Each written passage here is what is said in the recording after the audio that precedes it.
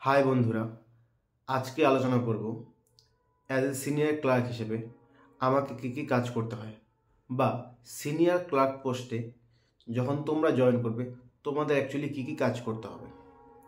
এই যে post senior clerk, এই পোস্ট সম্বন্ধে সাধারণ মানুষের ধারণা খুব কম। কেন কি এই পোস্টে পাবলিক রিলেশন নেই বললেই চলে। আমরা জানি টিটি বা স্টেশন মাস্টার এই পোস্টগুলো আমরা সহজে চিনে থাকি, কারণ কি এদের সাথে পাবলিক ডিলিং থাকে বা পাবলিক রিলেশন থাকে। কিন্তু সিনিয়র ক্লার্ক এটা একটা হিডেন পোস্ট বলতে পারো। এই পোস্ট সম্বন্ধে শুধুমাত্র যারা রেলওয়ে কর্মচারী তারাই জানে, বাকি সাধারণ লোকের মধ্যে এই পোস্ট সম্বন্ধে ধারণা খুব কম রয়েছে। তো যেহেতু আমি এই পোস্টে রয়েছি এবং এই পোস্টে কাজ করছি, আজকে তোমাদের সাথে এই পোস্টে কী কী কাজ করতে হয় সমস্ত কিছু আলোচনা করব। তো এই পোস্টে কিছু ভালো দিক রয়েছে, কিছু খারাপ দিক রয়েছে। আগে চলে আসি যে এই পোস্টে কী কী কাজ করতে হয়। সিনিয়র ক্লার্ক এই যে পোস্টটা টোটালটাই একটা অফিসিয়াল পোস্ট বলতে পারো। তোমাকে অফিসে বসে চেয়ার টেবিলে কম্পিউটারে কাজ করতে হবে, অর্থাৎ এখানে কোনো ফিল্ড ওয়ার্ক নেই। যেরকম টিটিদের ট্রেনে থাকতে হয় বা স্টেশন মাস্টারে স্টেশনে কাজ করতে হয়। তো এখানে ট্রেনের সাথে কোনো সম্পর্ক নেই। প্রথমত ট্রেনের সাথে কোনো সম্পর্ক নেই, এমন একটা পোস্ট যেখানে কাজ করে তোমার ফিলই হবে না যে তুমি রেল ডিপার্টমেন্টে কাজ করো। মানে রেলের সাথে কোনো সম্পর্ক নেই, মানে প্রত্যক্ষভাবে নেই, পরোক্ষভাবে তো অবশ্যই আছে। তো এখানে কি কি কাজ করতে হয় দেখো। যে পোস্টে কাজ করুক না কেন, প্রত্যেক একটা সার্ভিস বুক থাকে, অর্থাৎ তার একটা জীবন পঞ্জিকা বলতে পারো। সে কবে জয়েন করলো, কবে তার প্রমোশন হলো, সব কিছু একটা সার্ভিস বুকে মেনটেন করা হয়। তার ছুটিগুলোর জন্য লিভ অ্যাকাউন্ট থাকে। সে প্রমোশন পেলে সেই প্রমোশনের কাগজ কাউকে না কাউকে তৈরি করতে হয়। সে ট্রান্সফার নিলে ট্রান্সফারের কাগজ তৈরি করতে হয়। ইয়ারলি ইনক্রিমেন্ট লাগে, সেই ইনক্রিমেন্টগুলো দেখতে হয়। তো একটা রেলওয়ে যে স্টাফ থাকে তার তার রিলেটেড, সে হয়তো রেলকে ডাইরেক্ট পরিষেবা দিচ্ছে, ধরো একজন লোকো পাইলট বা গুডস গার্ড, সে রেলকে পরিষেবা দিচ্ছে, কিন্তু তাকে পরিষেবা দেওয়ার জন্য, অর্থাৎ তার প্রমোশন, তার ট্রান্সফার, তার স্যালারি, এই সমস্ত দেখার জন্য অফিসিয়াল যারা কাজ করে থাকে তারাই হয় সিনিয়র ক্লার্ক, জুনিয়র ক্লার্ক। মানে জুনিয়র ক্লার্ক, পরে সিনিয়র ক্লার্ক, তারপরে রয়েছে ওএস অফিস সুপারিনটেন্ডেন্ট, তারপরে রয়েছে চিফ ওএস। এরাই প্রমোশন পেপে এই পদগুলো রয়েছে। তো নর্মালি যা সমস্ত অফিসিয়াল কাজগুলো করতে হয়, সমস্ত অফিসিয়াল অর্থাৎ পেপার ওয়ার্ক সেগুলো করে থাকে জুনিয়র ক্লার্ক, সিনিয়র ক্লার্ক এরা। ওএস, চিফ ওএস, মানে এই ওএস আর চিফ ওএস সম্বন্ধে তোমাদের হয়তো ধারণা নেই। সিনিয়র ক্লার্কের পরের প্রমোশন ওএস, তারপরে হচ্ছে চিফ ওএস। পরে আমি একদিন এগুলো নিয়ে আলোচনা করব। তাহলে যা যারা যারা রেলওয়ে কর্মচারী, তাদের পরিষেবা দেওয়ার জন্য, তাদের অফিস ওয়ার্ক করার জন্য, তাদের রিলেটেড কাজগুলো করার জন্য যারা অফিসে কাজ করে থাকে তারা হচ্ছে সিনিয়র ক্লার্ক, জুনিয়র ক্লার্ক এরা। তো এদের পোস্টিং কোথায় হয়? এদের পোস্টিং মোস্টলি হয়ে থাকে ডিআরএম অফিসে। প্রত্যেকটা ডিআরএম অফিসেই যারা কাজ করে তারাই এই পোস্টগুলো থেকে আসে, সিনিয়র ক্লার্ক, জুনিয়র ক্লার্ক। মানে একটা অফিস চালানোর পেছনে যত সমস্ত যাবতীয় অফিসিয়াল কাজ এরাই করে থাকে। তো এদের ডিআরএম অফিসের বাইরেও বিভিন্ন স্টোর ডিপার্টমেন্টে, যেরকম আমার আগের পোস্টিং স্টোর ডিপার্টমেন্টে ছিল, বিভিন্ন ইউনিট অফিসে হতে পারে।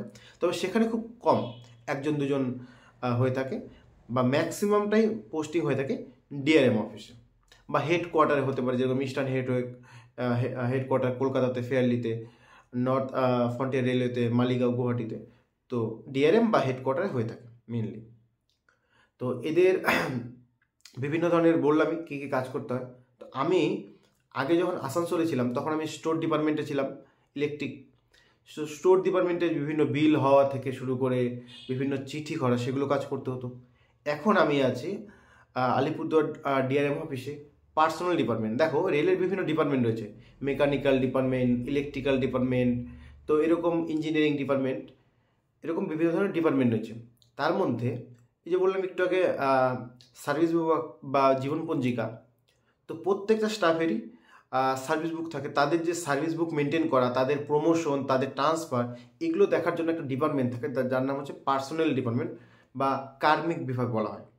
তো এই পার্সোনাল ডিপার্টমেন্টের কাজ হচ্ছে এই সার্ভিস বুক মেনটেন করা। কেউ একজন স্টাফ ছুটি নিচ্ছে, কেউ কারোর প্রমোশন হচ্ছে, এগুলো দেখা।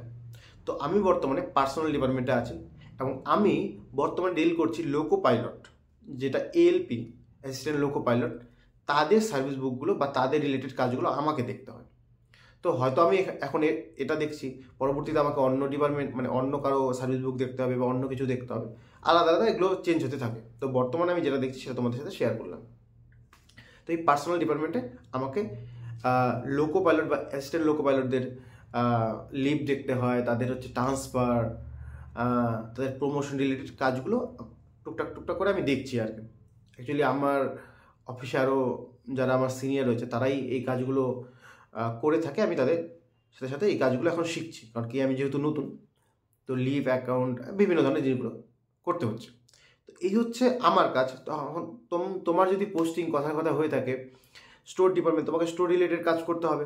তোমার যদি মেকানিক্যাল ডিপার্টমেন্টে জেনারেলে হয়ে থাকে তাহলে মেকানিক্যাল স্টাফদের তোমার কাজ করতে হবে। ইঞ্জিনিয়ারিং ডিপার্টমেন্টে হয়ে পড়লে তোমার পোস্টিং ইঞ্জিনিয়ারিং ডিপার্টমেন্ট রিলেটেড তোমাকে কাজগুলো করতে হবে। কিন্তু যে ডিপার্টমেন্টে পড়ুক না কেন তোমাকে অফিসিয়াল কাজ অর্থাৎ পেপার ওয়ার্ক যেগুলো সেগুলো তোমাকে করতে হবে। তো এই হচ্ছে আশা করি বোঝাতে পারলাম যে কী ধরনের কাজগুলো করতে হয়। এখন দেখো এই পোস্টে কী কী সুবিধা রয়েছে বা কী কী সুবিধাগুলো পাওয়া যেতে পারে। প্রথমত, রেলের এই একমাত্র পোস্ট আমার মনে হয় যে পোস্টে তোমার কোনো নাইট ডিউটি নেই। অর্থাৎ তুমি যদি টিটি হয়ে যাও, গুজগার্ড হয়ে যাও, স্টেশন মাস্টার হও বা যে কোনো পোস্টে যাও না কেন, তোমাকে কোনো না কোনো দিন নাইট ডিউটি তো করতেই হবে।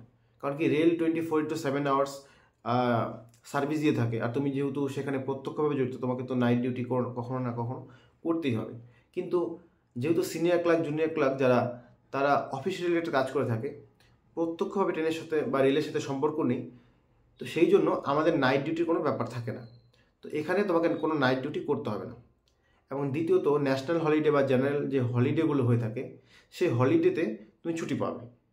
কিন্তু তুমি টিটি বা অন্য কোনো পোস্টে এই ছুটিগুলো পাওয়া যায় না, কারণ কি ট্রেন তো 24 ঘন্টা চলতেই থাকে, তোমাকে সার্ভিস দিতেই হবে।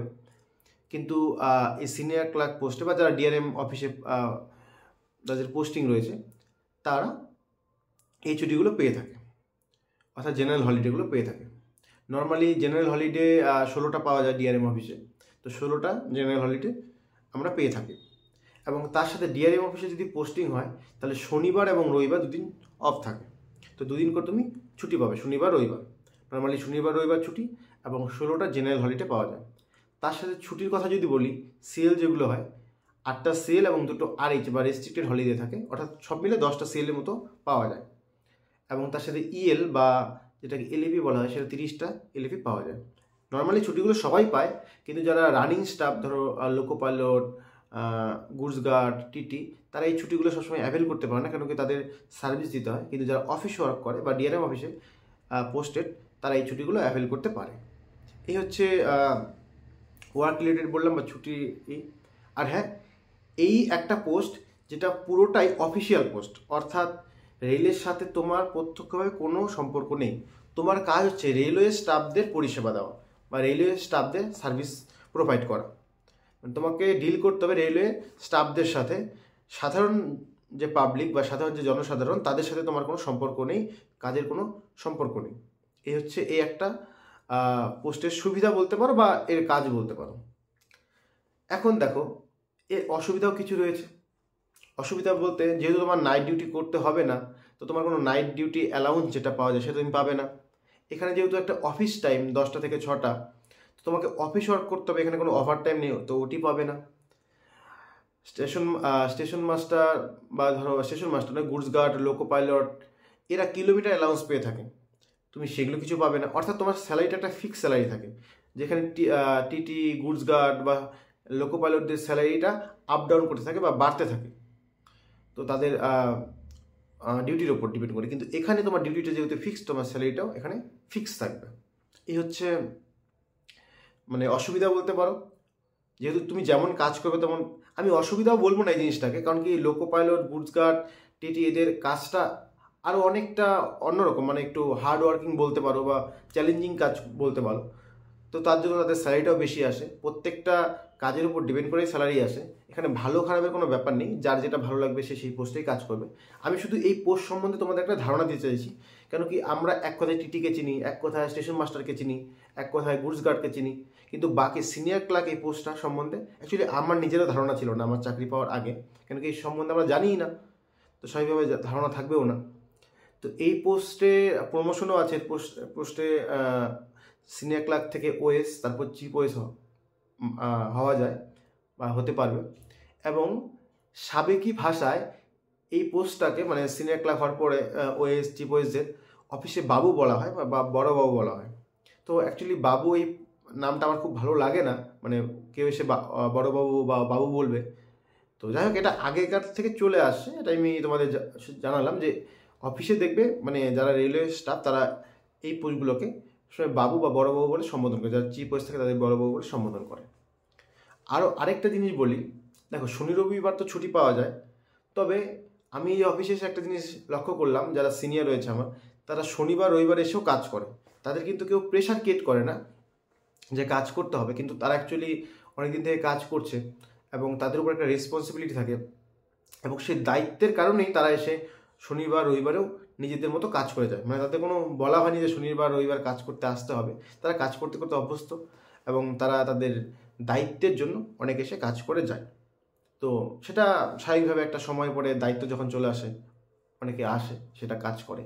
তো এই ছিল তোমার সিনিয়র ক্লার্ক এই পোস্টের যে পোস্টিং কোথায় হয়, কাজগুলো কি। আশা করি তোমাদের বোঝাতে পারলাম যে এখানে রেলের টিকিট কাটা থেকে শুরু করে রেলের সাথে কোনো সম্পর্ক নেই, রেলের স্টাফদের পরিষেবা প্রদান করা হচ্ছে এই সিনিয়র ক্লার্ক জুনিয়র ক্লার্কদের মূল দায়িত্ব। এবং এরপরে যদি তোমরা এই পোস্টের স্যালারি, এই পোস্টের ফ্যাসিলিটি কী কী বা রেলের পাস সম্বন্ধে আরও বিভিন্ন কিছু সম্বন্ধে জানতে চাও বা এই কাজগুলো সম্বন্ধে জানার আগ্রহী থাকো তোমরা, তাহলে অবশ্যই কমেন্ট করে জানাবে। আমি চেষ্টা করবো তোমাদের ভিডিও করে সেই তথ্যগুলো জানানোর। তো আমার শুধু এটাই উদ্দেশ্য যে আমি এই জিনিসগুলো আগে জানতাম না, তো না জেনেই অ্যাপ্লাই করে যাই হোক পোস্টটা তো পেয়ে গেছি কোনোভাবে। কিন্তু তোমরা যারা আগামী দিনে রেলের জন্য প্রিপারেশন নিচ্ছ বা সাধারণ যারা রেলে বিভিন্ন জিনিস সম্বন্ধে জানতে চাও, তাদের ইনফরমেশন প্রোভাইড করার জন্য এই ভিডিওটা বানানো। আশা করি তোমাদের ভালো লাগবে। তো তোমরা যদি আরও জানতে চাও অবশ্যই কমেন্ট করে জানাবে। তোমাদের সাথে দেখা হচ্ছে পরের ভিডিওতে।